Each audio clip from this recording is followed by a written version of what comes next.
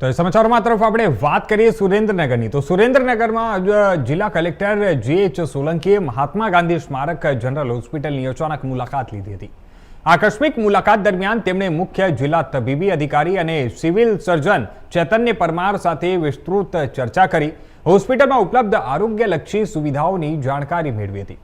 કલેક્ટરે હોસ્પિટલના વિવિધ વિભાગોની જાત તપાસ કરી દર્દીઓને અપાતી સેવાઓનું સીધું નિરીક્ષણ કર્યું હતું. કલેક્ટરે sample collection room, operation theatre, નવજાત શિશુ સારવાર કેન્દ્ર એટલે કે SNCU, midwifery lead care unit, surgical ward, male ward અને OPDની રૂબરૂ મુલાકાત લીધી હતી. આ ઉપરાંત તેમણે હોસ્પિટલના રજિસ્ટર્ડની સઘન તપાસ કરી અને ચકાસણી કરી હતી અને વોર્ડમાં દાખલ દર્દીઓ સાથે આત્મીય સંવાદ સાધી તેમને મળતી સારવાર અંગેનો પ્રતિભાવ મેળવ્યો હતો. હોસ્પિટલ સ્ટાફની કામગીરી, ઇન્ડોર પેશન્ટ ડિપાર્ટમેન્ટ એટલે કે IPD અને બેડ ઓક્યુપન્સી રેટ જેવી બાબતોની પણ તેમને સમીક્ષા કરી હતી.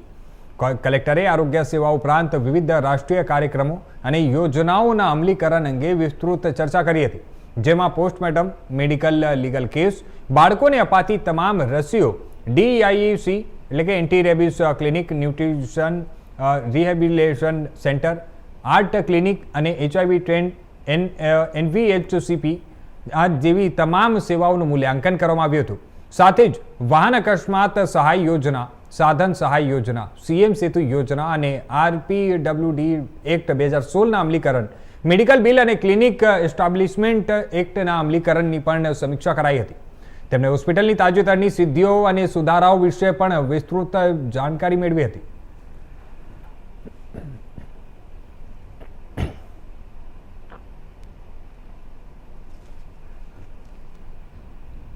તો હવે